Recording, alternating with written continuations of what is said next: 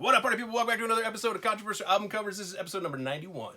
So today we are going to talk about Tad's 8-Way Santa. This is their second album release, and it was released on February 15th, 1991. So if you're a fan of the grunge sound or the music that came out of the Seattle area in the early 90s and you don't know who Tad is, you should really do yourself a favor and check it out. They were on the forefront of that grunge and hard rock music that came out of Seattle. They were one of the first bands signed with Sub Pop, and they are just a great band. They are much harder than, say, Pearl Jam. They're more akin to, say, Mudhoney, Soundgarden, and even like Bleach from Nirvana, early Nirvana stuff. They are just phenomenal. Now, the first track on this is called Jinx, and it is featured in the movie Singles by Cameron Crowe. It is not on the soundtrack, either the original one or the one that came out in 2017, which just has a whole crap load of outtakes and acoustic crap that was just, in my opinion, a cash grab. But they were on the movie. The reason you've probably never heard of Tad is because they had a lot of legal problems and they just couldn't ever get the ball rolling. And the first problem was this album cover. When you look at it at first, it's fairly innocuous. I mean, you see this handsome gentleman, he's cupping this nice lady's breast. She seems all right with it. They may be a little tweaked, but whatever, it's a weekend, they're having a good time. The argument can be made that they're married because he has a wedding ring on, so if she's fine with it, we should be fine with it. It shouldn't be an issue, right? Wrong. Problem is they actually are married. This is Patricia Rogers, and this is Kimball Weber. And there's a couple different versions of this story. The first one is a radio DJ in Seattle got an early copy of this release and looked at it and said, holy crap, that's my friend Kimball. I'm going to have him on the show. So Kimball went on the show, and they talked, and it was lighthearted, and he was totally cool with it, signed a couple jackets, and off they went. He was just happy that he was on a jacket. Who wouldn't be?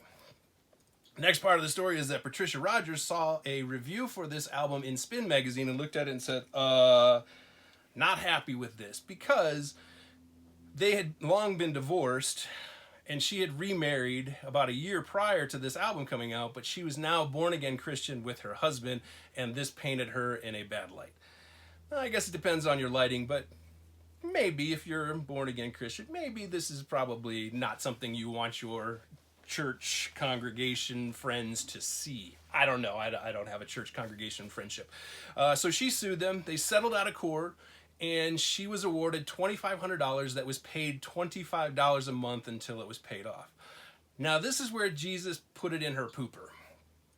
If you remember, Sub Pop in 1991 was a very small label. They were having problems paying their bills. They were eating hand to mouth, and they were going month to month. So paying a $25 a month stipend to her, or lawsuit, whatever you want to call it, to her, wasn't really something they wanted to do. So they offered her ownership stake in Sub Pop Records. She passed on it because of her religious convictions and said that it went against her religion to be a part of Sub Pop Records. Now, I don't know what that would be worth today or what it was worth when Sub Pop sold out, but I'm pretty sure it was worth a teensy bit more than $2,500. So let that be a lesson to you. Jesus doesn't always have your best interest in heart. I'm just kidding. Totally kidding. Jesus is a good guy. He loves you. He's my co-pilot. We're chilling right now. A lot of this story came out in about 2016 because unfortunately Patricia died somewhere in 2015 and her sister came out. Linda Facone is her sister, and she was looking for a copy of it. And her brother now have copies of it, and it's kind of a memoriam to them. And she even said, she divorced her second husband, and after that she mellowed out quite a bit and probably would have been okay with the album and would have wanted to have a copy herself. So, religious convictions tend to fall to the wayside after you divorce your husband. One last note in case you're wondering where the title 8-Way Santa comes from, because I know I sure did. It's actually a reference to Doyle, who's the lead singer, and when he grew up in Idaho, it was LSD blotter paper. I'd never heard of 8-Way Santa, but blotter paper, who knew it? Now, the story, in case you're wondering where this came from, Doyle said that he and Kurt Danielson, who's the bassist for Tad, were at a friend's house at a party, and they were digging through some photo albums, and they saw this picture with a bunch of other ones in this album, and they asked the lady that was throwing the house, their friend, where she got it, and she's like, oh, I got it from a thrift store.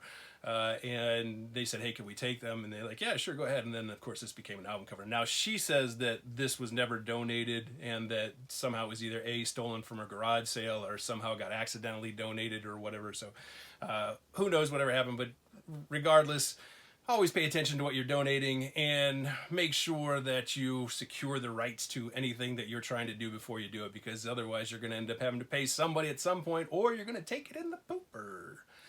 Anyway, thanks for watching. We'll see you next time. Later.